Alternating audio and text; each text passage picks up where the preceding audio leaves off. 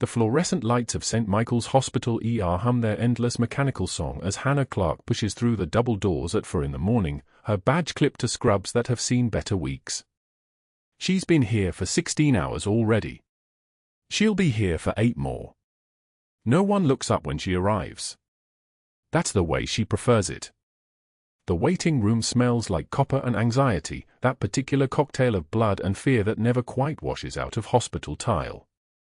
Hannah moves through it like water through a sieve, present but unnoticed, efficient but invisible. A woman grips her daughter's hand in the corner. A man holds a towel to his shoulder, blood seeping through the weave. An elderly couple sits in silence, the kind that comes from 60 years of knowing what the other thinks without speaking.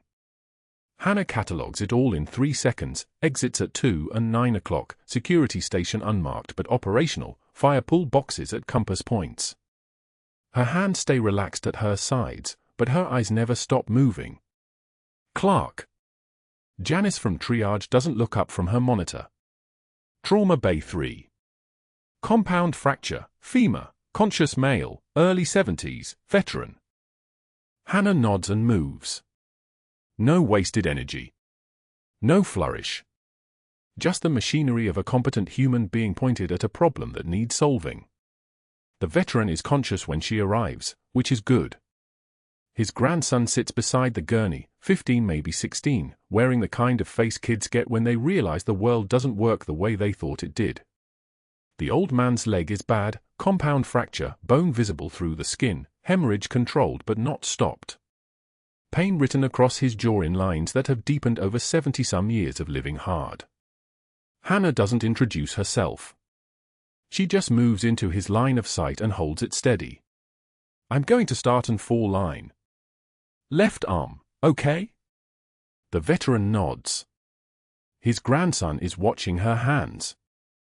Hannah's hands are a map of 18 years, thin white scars that run like rivers across her forearms, calluses in places that shouldn't have calluses, the kind of muscle memory in her fingers that comes from doing the same precise action thousands of times under conditions that didn't allow for mistakes.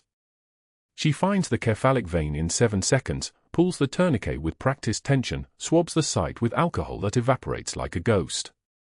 The 18-gauge angiocath needle goes in smooth. Catheter advances. Flash of blood in the chamber. She secures the line with practiced efficiency, and the old man's shoulder relaxes a millimeter. You're military, he says. Not a question. Hannah doesn't answer. She's already moving to the monitor, checking the drip rate, assessing the bag. The grandson is still watching. The veteran's daughter arrives 10 minutes later, the woman from the waiting room, and she brings Dr. Pierce with her. That's the problem with hospital politics. They move through doorways without needing to knock. Pierce is tall, expensive-looking in the way that only comes from money that doesn't need to advertise itself. His watch is the kind that costs more than some people's cars. His lab coat hasn't been wrinkled once. His eyes land on Hannah, and something in them shifts. Let's see what we have here, Pierce says, moving to the foot of the gurney. He glances at the monitors, the fall line, the dressing on the wound. Hannah has already called for orthopedics. Surgery is prepping. Everything that needs to happen is happening. Pierce turns to the daughter. To the grandson. To the entire room except Hannah. These are early-stage protocols, he says, his voice carrying the particular condescension of a man used to being the smartest person in any room. Notice how the fall line was placed in the non-dominant arm, that's the textbook approach. Though between you and me, I've seen better work done by residents in their 3rd month. Hannah is wrapping the foresight. Her hands don't pause. Her breathing doesn't change. The technique is solid, the old man says quietly. I've seen field work before. That's field work. Pierce smiles, but it's the smile of a man who doesn't appreciate corrections from unconscious people. Sir, I appreciate your confidence, but standard protocol exists for a reason. Not everyone has the experience to deviate from it. He looks at Hannah for the first time, and his eyes are cold in a way that has nothing to do with temperature. We follow procedures here. At St. Michael's, we maintain standards. He's already moving away before Hannah finishes the thought. He doesn't know what standards are. The old man gets to surgery at 7:15. Everything goes clean. The fracture is reduced, pinned, the wound is irrigated and closed, and by 8 in the morning he's in recovery with his leg elevated and his pain managed and his daughter crying the kind of tears that come from knowing things could have gone much worse. The grandson finds Hannah in the hallway later and just nods at her, a small gesture of recognition. She nods back. By 9 in the morning, Dr. Pierce has written her up on the public board in the break room. The printout is laminated and hung where every staff member entering for coffee has to see it. It takes Hannah 3 seconds to read. Failure to follow protocol, for placement, trauma bay 3, 0 for 2-3 hours. Standard placement procedure requires bilateral site assessment. Staff nurse Clarke deviated from established guidelines without physician oversight or justification. Continued adherence to hospital standards is mandatory. Dr. Harrison Pierce, Emergency Medicine. The note is technically false. She had assessed both arms. She had chosen the better site. The technique was superior, and the old man knew it. But facts and bureaucracy have never lived in the same room. Hannah stares at the note for 5 seconds, then she gets her coffee and leaves. The break room is quiet when she sits down at the table by the window. Quiet in the way that intentional absence creates. Marissa from day shift looks up from her phone, makes eye contact for exactly 1 second, then stands and leaves. Just like that. No reason given. No excuse made. Rebecca, who was training alongside Hannah 3 years ago, suddenly remembers she needs to check on a patient. Even Tom, who trained Hannah on the new defibrillator last month, suddenly becomes very interested in the vending machine in the corner. Hannah sips her coffee. It's lukewarm. She drinks it anyway. The silence tells her something has shifted. Not just in the air of the break room, but in the way people look at her now. Or don't look at her. Pierce has been in their ears during shifts, during handoffs, during those small moments when there's no administration watching. She can hear the suggestion like a phantom voice, unstable, unreliable, credentials fabricated, someone who doesn't belong in a uniform even though she never wore one here, someone who. She finishes her coffee and disposes of the cup. The problem with Pierce is that he's not stupid. Stupid people are predictable. Pierce is competent. He's strategic. He understands power structures and how to manipulate them. He works within systems instead of against them. He's already built the narrative in other people's minds before she even realizes she needs a defense. At 10 o'clock, Hannah's back in trauma bay 2 with a laceration that needs suturing. Deep cut, anterior forearm, 5 centimeters, bleeding well controlled. The patient is a construction worker, 40-ish, nervous about scarring. Hannah assembles her instruments without hurrying, for 0.0 absorbable suture, needle driver, forceps, gauze for hemostasis. She irrigates the wound with normal saline, examines the depth. The laceration is clean but it's going to scar regardless, the damage is too deep for anything else, but Hannah has learned, over 18 years and 3 continents, that a well-placed suture tells a story about the person holding it. She starts at the deepest point and works outward, matching the tissue layers with precision that comes from having sutured worse things in worse places. Under fluorescent lights instead of the glow of a rifle scope.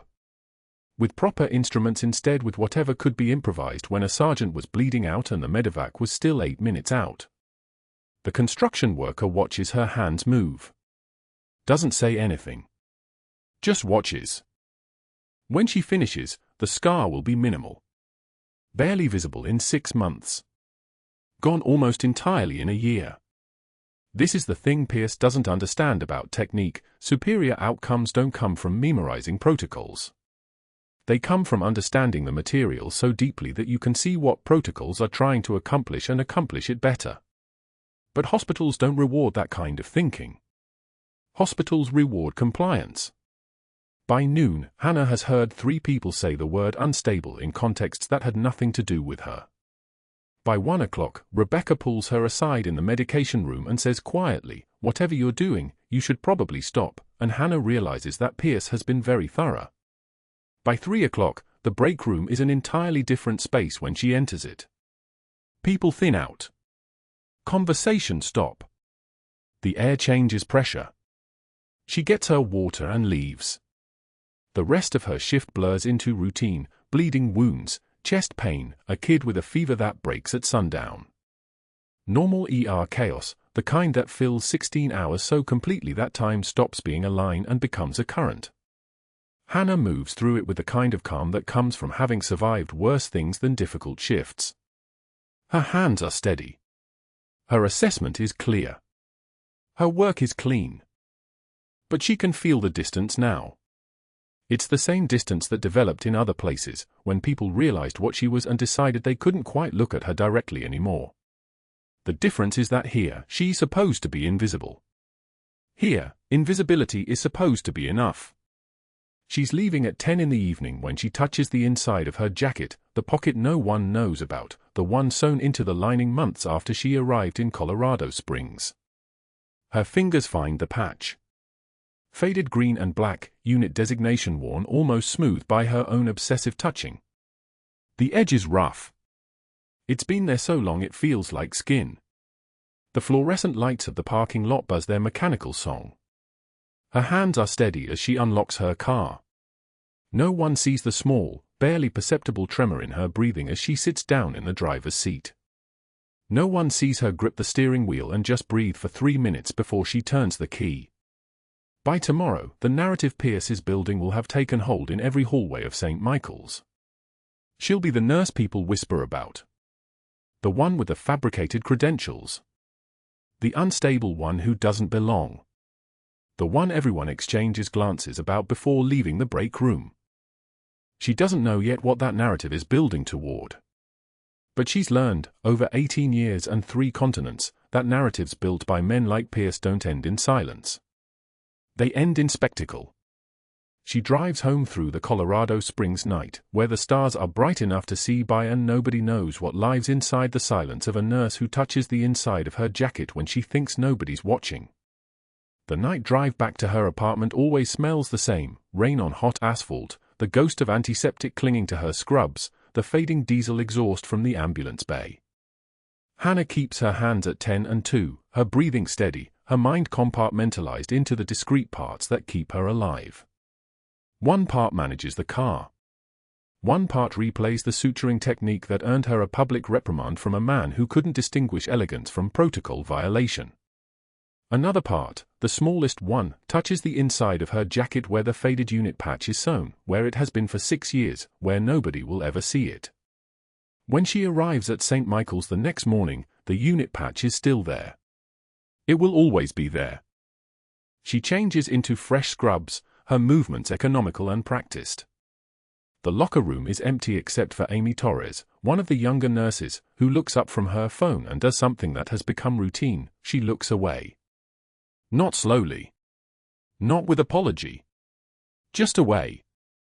The cold shoulder is a communication, and Hannah has learned to read it fluently. Amy has been talking to someone. Everyone has been talking to someone. The hallway between the locker room and the nurse's station passes the medication cart, that metal island of locked drawers and logged dosages, where inventory lives.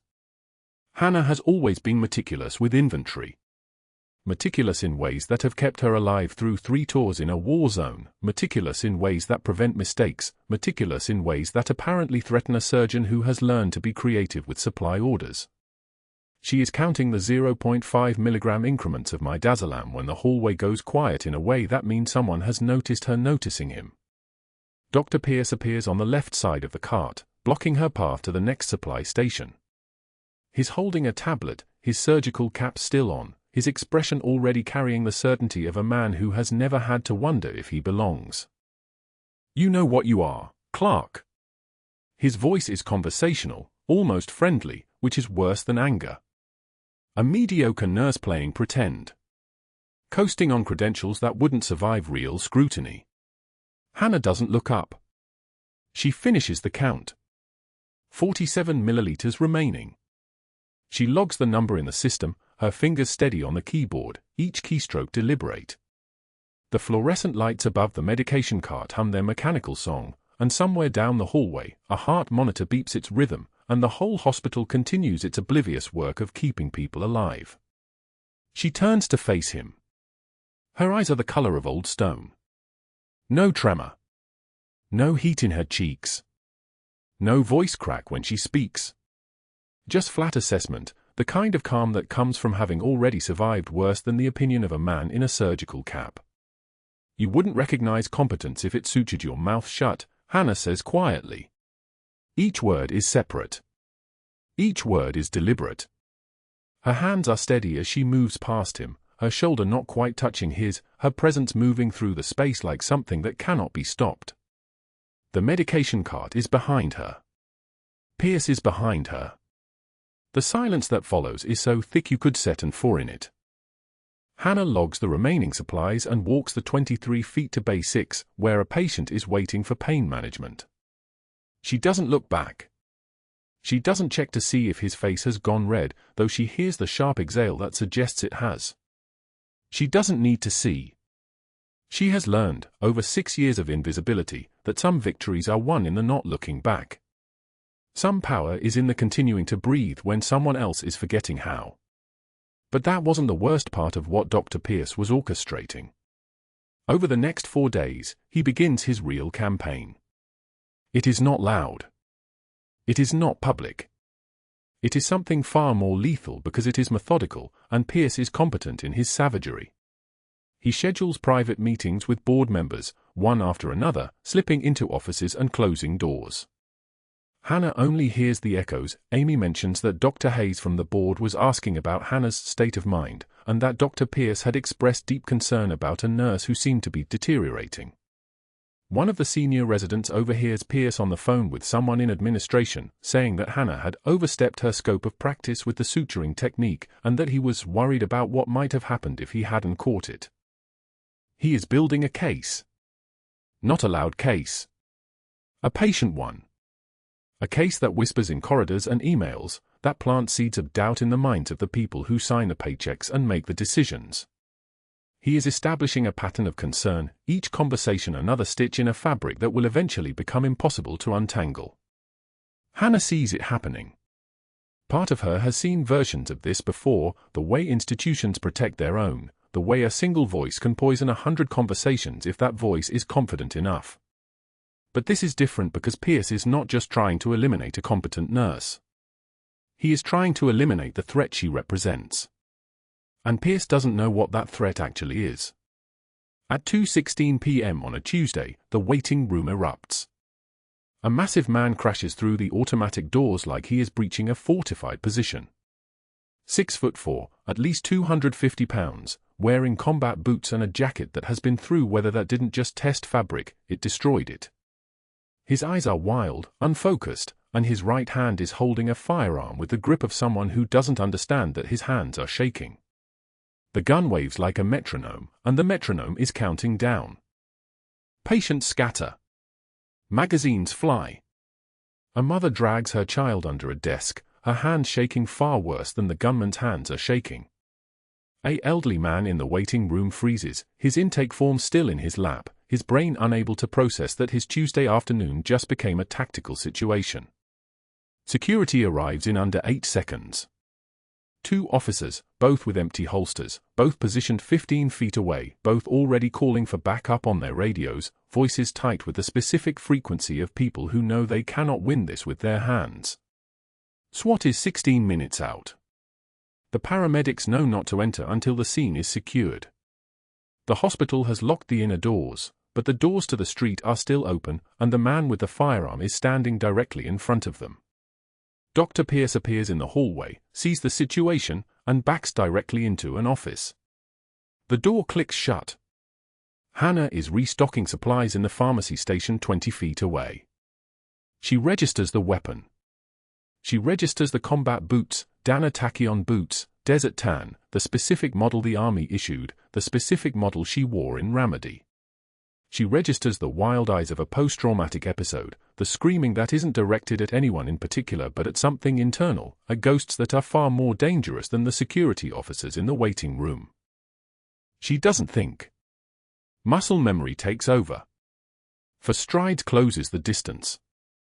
Her eyes have already measured the gun arm's angle, the position of his weight, the fact that he is screaming but still breathing, still present, still salvageable.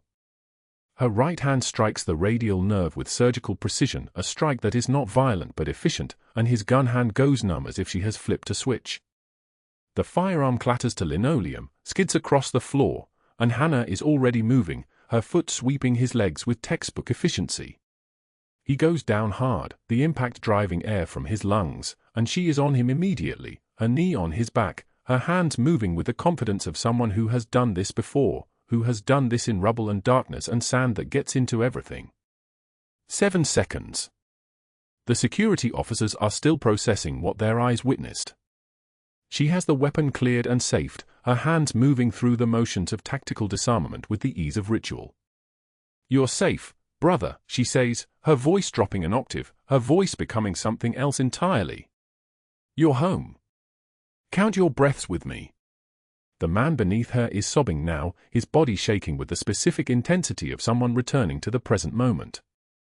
His name is on a bracelet on his wrist, Marcus Webb, and underneath that, in smaller letters, a date and a unit designation, 3rd Battalion, 5th Marines, Dark Horse Company.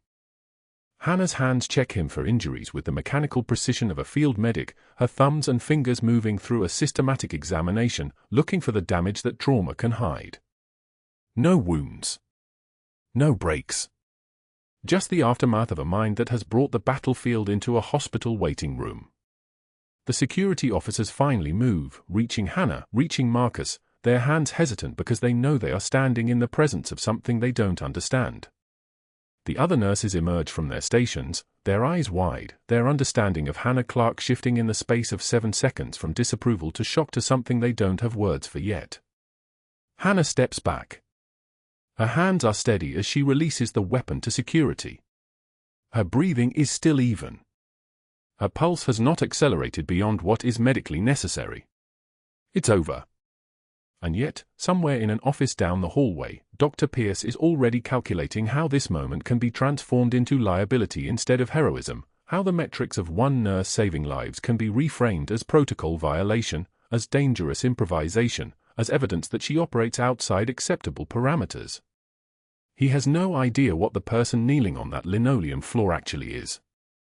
But the photograph on Hannah's bedside table, the one nobody has ever seen, shows a much younger woman in dress uniform, holding a citation that reads, "Captain Hannah Clarke, United States Army Special Forces Command, for extraordinary valor in remedy, for decisions made under fire that nobody will ever know about, for operations that have been erased from official records." That woman is still here. She has always been here. The waiting room exploded at 2:47 in the afternoon. A man burst through the sliding doors like something unleashed, 6'4" with shoulders that seemed to pull the whole room sideways, and he was screaming. Not words. Sound. Raw and animal and broken. His left hand trembled against his thigh. His right hand held a Glock 17, the barrel catching the fluorescent light as it swung in erratic arcs toward the families sitting in plastic chairs with their sick children and their insurance forms. Everything stopped. The receptionist's fingers froze above her keyboard. A mother pulled her daughter close. The security guard, Marcus, 5'9", desk experience only, took a step back. Hannah was in Bay 3, suturing a laceration on an 8-year-old's forehead. She heard the commotion first. Then the screaming. Then the distinctive metal-on-tile sound of a weapon being racked. Her hands kept moving. One more stitch. The boy's eyes widened. She finished the knot before she looked up through the glass partition at the waiting room. The man was still screaming. The gun was still moving. A woman knocked over a chair trying to get distance, and that movement seemed to trigger something in him because he spun toward her, barrel rising. Hannah set down her instruments. Methodical. Careful. The same precision that had guided her hands through a field thoracotomy with a combat knife in a Ramadi alleyway moved her out of Bay 3 and into the waiting room corridor. Her scrubs caught on the door frame. She was still wearing latex gloves that snapped against her wrists as she moved. The distance between them was 42 feet. She crossed it in 4 strides. Muscle memory didn't choose. Muscle memory simply executed. Her left hand struck the radial nerve on his gun arm, not a punch but a surgical strike delivered with the heel of her palm, the kind of precision that came from 12 years of training and 3 tours that had carved efficiency into her nervous system like scar tissue. The gun arm dropped. His fingers went numb. The weapon clattered to the linoleum with a sound like a hammer on concrete. He pivoted toward her, his eyes still that unfocused animal panic, and Hannah was already moving again. Her leg came up and her heel connected with the outside of his knee, the kind of sweep that didn't require strength because it bypassed strength entirely, just leverage and understanding of how bodies worked, how bones articulated, where the load-bearing points failed. His leg buckled. His weight shifted. He was falling even before his brain registered the movement. He hit the ground face first. The impact knocked the remaining air from his lungs. Hannah was on him before he stopped moving. Her knee went into his back, not crushing him but controlling him, the kind of restraint that came from knowing exactly how much pressure was necessary and how much would cause permanent damage. She had his left arm pinned. She was reaching for his right when she realized he wasn't resisting anymore. 7 seconds. Maybe less. The gun lay 3 feet away. His breath came in raw, shattered gasps. The screaming had stopped. He was just broken now, crying without sound, the kind of crying that came from somewhere deeper than rage. "I need the restraint kit," Hannah said. Her voice was steady. Flat. The voice of someone ordering supplies. "And I need trauma to be ready. PTSD episode, acute dissociation, possible medication non-compliance." Marcus was already moving, pulling the canvas restraint cuffs from the emergency kit mounted on the wall. The receptionist had called it in, code emergency shooter, but not a shooter anymore because there was no threat now, just a man on the floor coming apart at the seams while a nurse in latex gloves held him down like she was cradling something fragile. 2 security officers arrived within 90 seconds. They helped Hannah get him onto a gurney, got the 4 access, got him into a state of controlled semi-consciousness with medication that made his pupils dilate like someone was pulling shutters open inside his skull. Hannah stood beside the gurney, checking the bag of fluids, confirming the line placement, making notes. Lucas Morrison, admitted to the ER via security incident, vitals stable, breathing adequate, consciousness altered but responsive to pain. She was still wearing the latex gloves. That was when she saw Dr. Pierce. He was standing in the hallway outside his office, maybe 30 feet away, watching the whole scene resolve itself the way you might watch a financial report that suddenly makes sense. His suit was tailored. His cufflinks caught the light. He pulled out his phone before the trauma unit even got the gurney moving, before the nurses had finished the preliminary work, before Hannah had finished documenting the incident in the chart. She watched him through the glass as he dialed. His expression was calculating the way a predator's expression is calculating, not cruel, just focused. He was looking at her the way a locksmith might look at a lock that had just revealed its mechanism. He spoke for less than 2 minutes. Then he disconnected and made another call. Then another. His fingers moved with the kind of decisive precision that came from confidence, from knowing that when you held certain cards, the game was already over. Hannah handed off the patient documentation to the trauma nurse and pulled off her gloves. They snapped against her wrists like punctuation. The administrator's office was on the 3rd floor. Hannah was summoned there 28 minutes later, which meant Dr. Pierce had used those 28 minutes well. Had made his calls. Had activated something. The administrator, someone named Caldwell, whom Hannah had never actually met before despite working at St. Michael's for 5 years, was waiting behind a desk that looked like it existed in a different reality from the one where people bled on linoleum floors. Dr. Pierce stood beside him, one hand resting on the back of a leather chair. "Please sit," Caldwell said, which meant she wouldn't like where this was going. Hannah Saturday. Her spine was straight. Her hands were folded. She was the smallest thing in the room and somehow also the only thing that wasn't moving.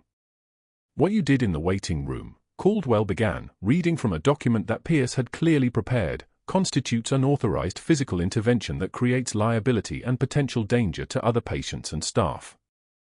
Hannah didn't speak. Dr. Pierce has documented concerns about your judgment, your adherence to protocol, and frankly, the appropriateness of your presence in a patient care environment where physical confrontation is possible. Caldwell looked up from his notes. His eyes were kind the way bureaucracy is kind, impersonal, following procedures, executing decisions that had already been made somewhere else. We're suspending you pending a formal investigation. You'll surrender your credentials and badge effective immediately. I prevented casualties, Hannah said. Her voice was not shaking. The trembling wasn't fear.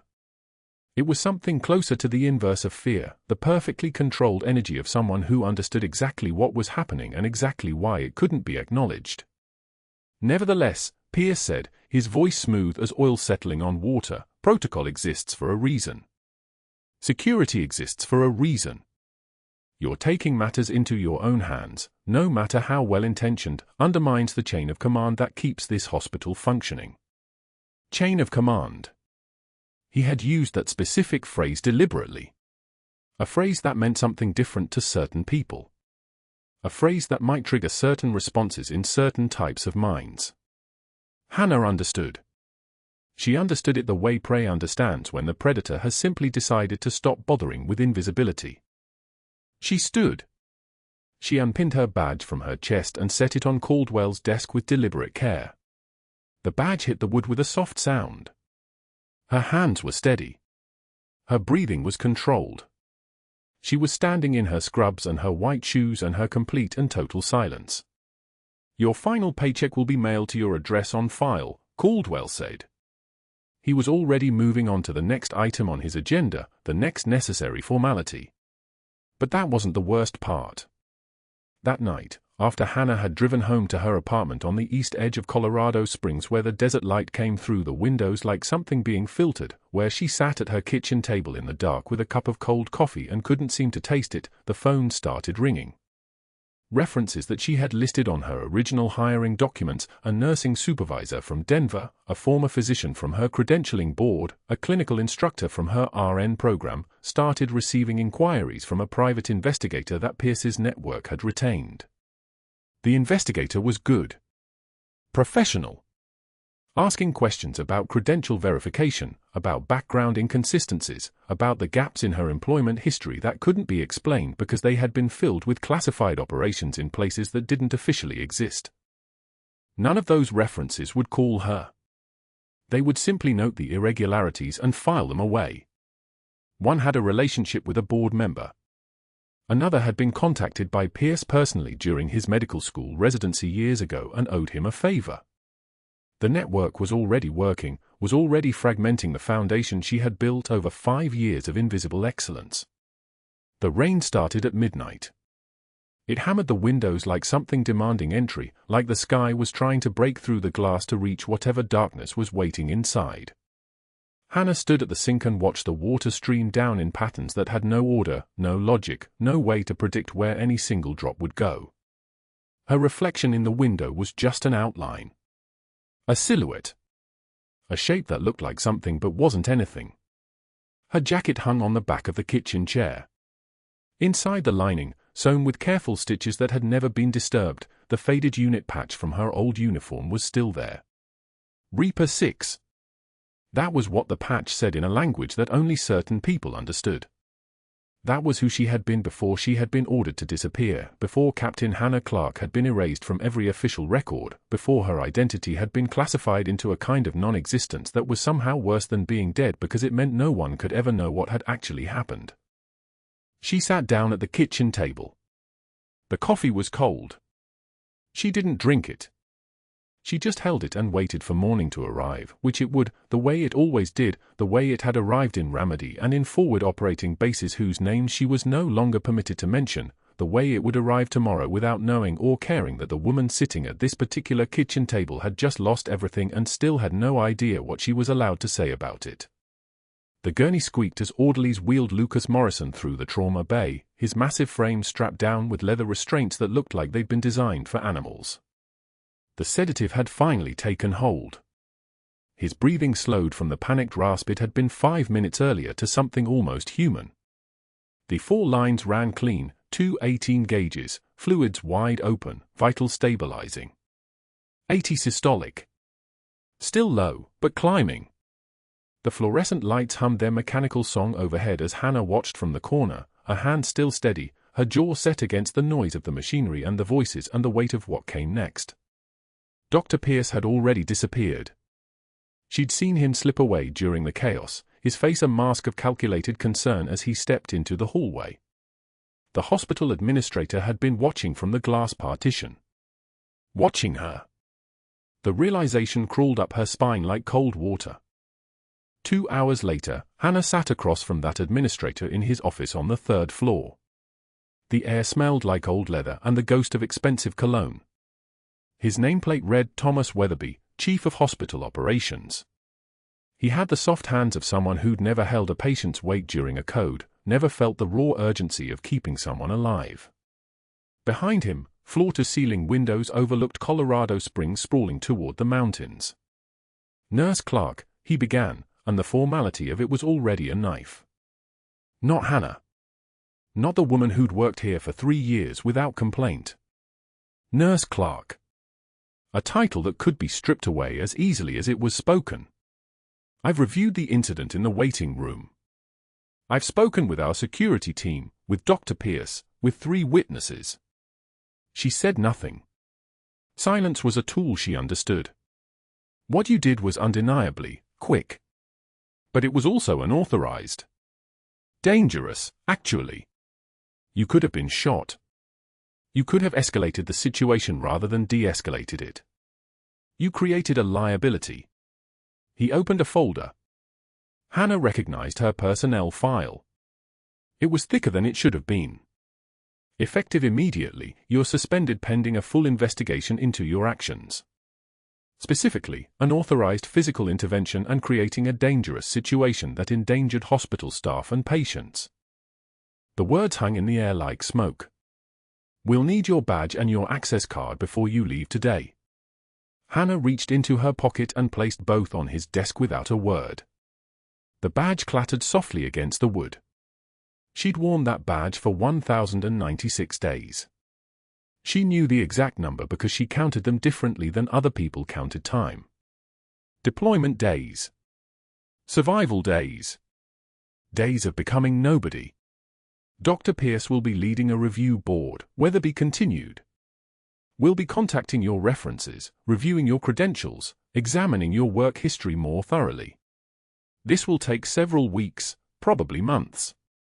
Until then, you're not to enter the hospital except for the investigation meetings. You're not to contact patients. You're not to discuss this situation with staff. Do you understand? I understand, Hannah said.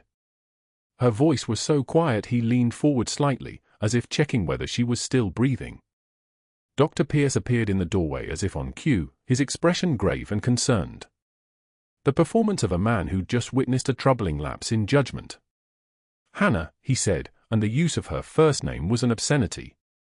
I want you to know I recommended suspension, not termination. I still believe you're a good person. I'm just not sure you're suited for this environment anymore. Your references are sparse. Incomplete. There are gaps in your employment history. That concerns me. She stood. The movement was controlled, economical. She'd been trained not to show anger. Not to show fear. Not to show anything that could be weaponized. I did what was necessary. That's the problem, Pierce said, his voice dropping to something almost conversational. You did exactly what was necessary. Not what protocol requires. Not what hospital policy dictates. What you decided was necessary. That kind of independent judgment is dangerous in an institutional setting, Hannah. That kind of thinking gets people hurt. Hannah walked past him without another word. The hallway stretched out before her, familiar and suddenly hostile. The nurse's station had gone quiet. Eyes tracked her movement. She'd seen this before in other places, other countries.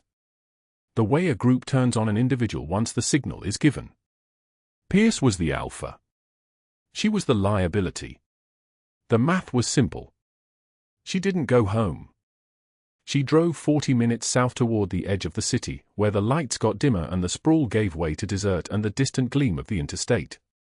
The diner sat alone under a buzzing LED sign that said Mel's open 24 hours. The parking lot was empty except for a semi-truck parked at the far end, its engine idling low and constant. Inside, the place smelled like burnt coffee and grease that had been reheated too many times. The waitress was in her 60s, with the kind of tired that came from standing on your feet for decades. She didn't ask questions. She just refilled Hannah's cup with coffee that tasted like it had been brewed yesterday and brought back to life through sheer force of will. Hannah sat in a cracked vinyl booth and stared at her reflection, so she couldn't tell the hospital board that she had special training. She couldn't reference her service record because she didn't have one anymore. She couldn't even tell them the truth because the truth was classified at a level that required a clearance she'd surrendered the moment they told her to disappear. She was guilty of everything they were accusing her of. And she was innocent of being able to say anything about it. The diner door chimed. She didn't look up. The trucker left. A young man entered in an army dress uniform so crisp it looked like it had been laminated. He was maybe 30, with the kind of alert posture that meant he'd been through something real. He scanned the diner, spotted her in the booth, and his expression shifted into something like recognition. He walked toward her. His dress shoes clicked against the linoleum. "Nurse Clarke," he said. Hannah's eyes lifted. She studied his face. The family resemblance was there, same broad jaw, same set to the shoulders. But this man had something his father had lost. Stillness. Presence. The kind of certainty that came from knowing who you were and what you were trained for. "Lieutenant Morrison," she said, reading the nameplate above his uniform. A question, not a statement. "I'm Lucas's son. I came down from Fort Carson as soon as they called about the incident." He didn't ask permission. He sat across from her in the booth, his uniform pristine against the worn fabric. "They won't let me see his chart. They said he's on a psychiatric hold. But an orderly told me you were suspended for helping him. For saving his life. I need to understand what happened." Hannah explained it clinically. The takedown. The pressure point on the radial nerve. The sweep. The disarm. All of it delivered in the flat, professional voice of someone reciting medical protocol rather than describing combat. Morrison listened without interrupting. When she finished, he leaned back and studied her face with an intensity that made her want to get up and leave. "Where did you learn to move like that?" he asked. Hannah's coffee cup stopped halfway to her mouth. The question hung in the air between them like a live wire. "I can't answer that question," she said. Morrison pulled out his phone. His thumb scrolled through something. "My father was Special Forces. Ramadi, 2006 to 2007. He doesn't talk about it much anymore. But he mentioned one operator once. He said this person, this captain, was the best he'd ever seen. They called her Reaper 6. The diner's lights seemed to intensify. The hum of the fluorescent tubes filled the silence. He kept saying a name in the ambulance. Morrison continued, his voice steady. Over and over. The paramedic said it looked like he was trying to remember something important. They said he kept saying your name. Hannah set her coffee cup down with precision. "I need to make a call," Morrison said. He stood up. He pulled out his phone. His fingers moved across the screen. "My commander needs to know about this. My father's CO. Actually, I need to call 3 numbers. And then I think we should go back to the hospital together, Nurse Clarke. Because I don't think you're suspended anymore. Not after people hear what I have to tell them." The door chimed as he stepped outside. Through the window, Hannah watched him pace the parking lot, his dress uniform catching the fluorescent light from the diner sign, the phone pressed to his ear. The semi-truck's engine rumbled in the distance. The night pressed down against the diner like a weight. She reached for her cold coffee and drank it all without tasting it. Then she waited, because waiting was something she'd learned to do better than almost anything else, and because Lieutenant Morrison had the look of a man who was about to move her across a board in a game she'd thought was already lost. Lieutenant Morrison's hands trembled as he stood in the diner doorway. Not from fear. From something else, the weight of knowing. Hannah looked up from her cold coffee, and Morrison moved toward her table with the deliberate pace of a man carrying classified secrets. He sat down without asking. The vinyl booth creaked under his weight. "My father," he said quietly, "keeps saying a name in his sleep. Reaper 6. He hasn't said that name in 18 years. Not since Ramadi." Hannah's jaw tightened. A single muscle, nothing more. Morrison continued. "The nurses told me you subdued him. In 7 seconds. That's not nurse training, Captain. That's muscle memory." The word hung between them like a live round. Captain. He knew. Or he was close enough that it didn't matter. Hannah set down her coffee cup with precision, no rattle, no hesitation. "Your father needs rest," she said quietly. Not conversation. But Morrison was already pulling out his phone, already showing her something on the screen. A photograph. Hannah in dress uniform, 2007, standing in front of a Chinook with 3 other operators, desert dust still coating their boots. She looked away. Look back. The image was burned into her cellular memory even after 6 years of trying to forget it existed. "The hospital suspended you," Morrison said. "It wasn't a question. For saving my father's life. For doing exactly what you were trained to do." Hannah's hands remained steady. Steady as they'd been during a field thoracotomy with a combat knife in a compound in Ramadi. Steady as they'd been the night she was told to disappear. "Protocol violations," she said flatly. "Hospital policy." Morrison leaned forward. "Captain, my father's neurologist just called me. He said a general from Fort Bragg is in my father's room right now. A brigadier general. Asking about the nurse named Hannah. About her medical decisions during the crisis. About why she was qualified to make them." Hannah's breath didn't change. Her pulse didn't spike. But something shifted behind her eyes, a door opening that had been sealed shut for 6 years. "There's more," Morrison said. He showed her his phone again. An email. From someone at the hospital. It read, subject line, security footage request, urgent review. The message was from Dr. Pierce to the hospital IT department. Timestamp, 2:48 p.m., 4 hours ago. Content, the waiting room footage from yesterday needs to be deleted. System glitch. Priority request. Authorize immediately. At St. Michael's Hospital, in a basement server room that smelled of ozone and hot electronics, Marcus Webb sat at his workstation. Navy veteran. USS Cole, 2000. Retired Chief Petty Officer. He'd been reviewing network logs for routine maintenance when the request came through from Dr. Pierce. Delete footage. System glitch. Marcus had seen a lot of things in his career, had survived the Cole bombing, had learned what it meant to live after an attack. He knew the difference between legitimate requests and cover-ups. He also knew Captain Hannah Clarke from medical conferences.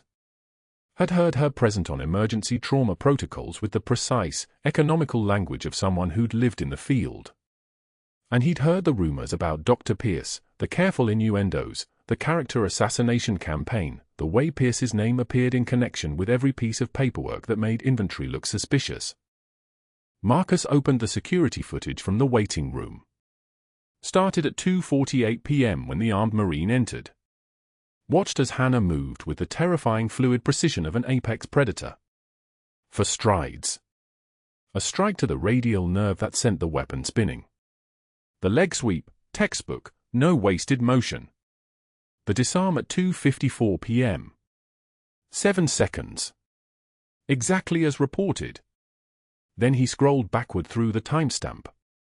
Watched Dr. Pierce enter his office at 2:48 p.m. Watched him stay there. Watched the minutes tick by. 2:50, 2:55. 3 o'clock, 3:10.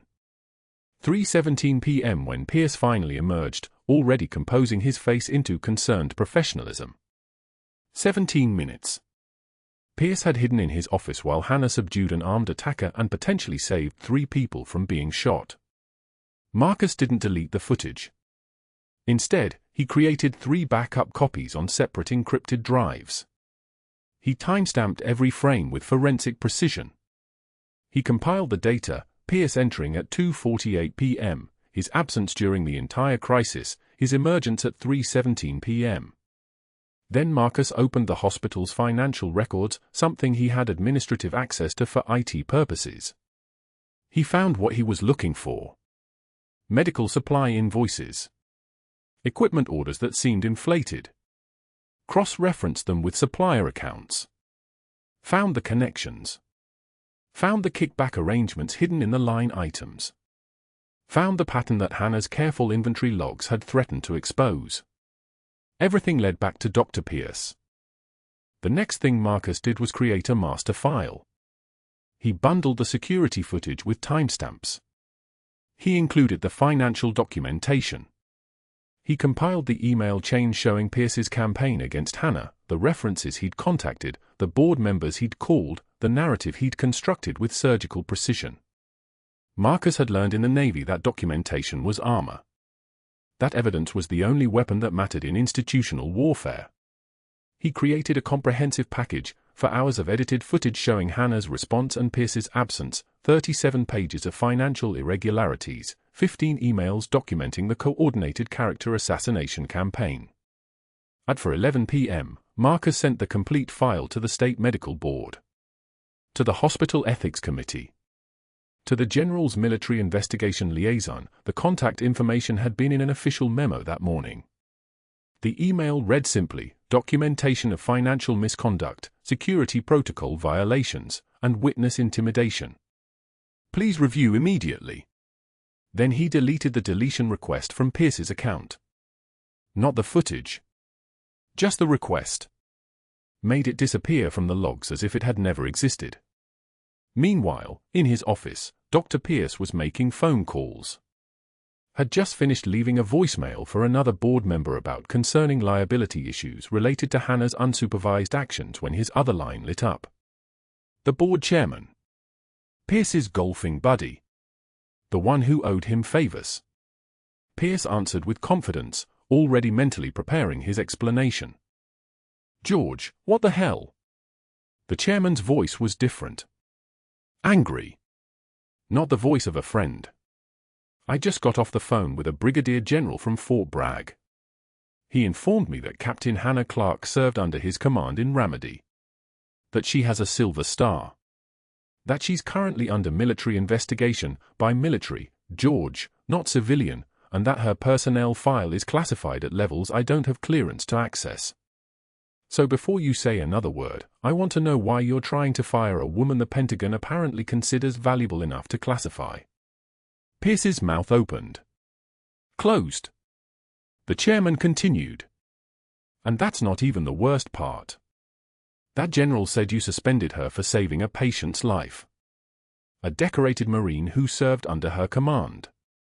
George, I'm calling the hospital attorney right now, and then I'm stepping back from this situation entirely. The line went dead. Pierce stared at his phone. His computer dinged. New email. From the private investigator he'd hired to dig into Hannah's background. The investigator wrote, I've attempted preliminary background verification on subject Hannah Clarke. Records are not available through standard channels. When I made inquiries, I received a request from someone identifying as military personnel asking me to cease immediately. Subject's credentials appear to be classified at Pentagon level. I'm terminating this contract effective immediately and will be billing you for the investigation attempt. Do not contact this subject again. Pierce stood up. Walked to his office window. Looked down at the waiting room below. Then his hands went cold. The security footage. If anyone reviewed it, if anyone saw him hiding in his office while a nurse subdued an armed attacker, his entire narrative would collapse. They'd ask why he fled. They'd wonder what he was afraid of. They'd start looking at his other decisions, his other actions, his other paperwork. He picked up his phone and called the IT department. Asked for Marcus Webb directly. I need the waiting room security footage from yesterday deleted. System glitch. Priority request. Can you handle that right now? Marcus listened to the request. Kept his voice neutral, professional. That'll take some time, Doctor. Security protocols require I document deletion requests and verify them through 3 separate authorization channels. I'll handle it personally. You'll have it completed within 48 hours. He was lying. Not about the protocols, those were real. But about the timeline, about the intent, about what he was actually going to do. Pierce hung up satisfied. Didn't know that Marcus had already sent everything, all of it, the footage, the financial records, the campaign documentation, the timeline, to the state medical board. Didn't know that while he was making these calls, officials in 3 separate agencies were opening email attachments and beginning to read through evidence of systematic fraud, kickback schemes, and coordinated witness intimidation.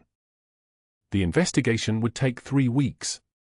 By then, the state medical board would have copies of every supply invoice Pierce had touched. By then, forensic accountants would have traced the kickback money to 6 separate accounts. By then, the federal government would have opened its own investigation into corruption tied to military supply contracts. Pierce didn't know any of this yet. He was still pacing his office at 5:08 p.m., still believing his network would hold, still thinking he could control this situation the way he'd controlled the last 6 years. But the email had already sent. The evidence was already in motion. The truth, once released, moves at the speed of institutional protocol, which is to say slowly, but unstoppably. And by the time Pierce realized what had happened, it would be too late to stop it. The walls he'd built weren't collapsing yet. But the foundation was already fractured. The only question now was how long before everyone else could see the cracks spreading. Hannah sat in the diner booth, Morrison's phone still showing the screenshot of her in dress uniform. Outside, rain had started to fall, not the kind that asks permission, but the kind that hammers the asphalt like someone trying to get attention. She picked up her coffee cup. It was cold. She drank it anyway. "Your father's going to be okay," she said quietly. Morrison nodded. He was already pulling out his phone, already calling the hospital. Already beginning to set in motion the machinery that would drag her hidden identity into the light, whether she wanted it there or not. "Thank you for saving him twice, Captain," Morrison said. Hannah didn't correct him. Didn't say that she wasn't captain anymore, that captain had been erased 6 years ago, that she was just a nurse now. Because sitting in that diner, with rain hammering the windows and Lieutenant Morrison looking at her with recognition in his eyes, she understood something that had been true all along: the rank never really leaves you. It lives in your hands. In your calm. In the way you move when everything else is falling apart. She reached for the check. Morrison beat her to it. He placed cash on the table, more than enough, and stood up. "The general wants to see you," he said. "He's at the hospital right now. With my father." Hannah stood. Looked at her reflection in the diner window, the nurse, the woman, the captain beneath both. Then she picked up her jacket. Inside the lining, barely visible, was the faded unit patch. Sewn there 6 years ago. Forgotten by everyone. But not by her. Not by anyone who knew how to look. She walked toward the door. Morrison held it open. Rain hit her face like cold truth. "Let's go," Hannah said. And they did. If you found this story compelling, hit that subscribe button. The truth has a way of catching up with people who think they can hide it. Tell us in the comments, have you ever been underestimated by someone who didn't know your true background? And what would you have done if you had to choose between your new life and your old one?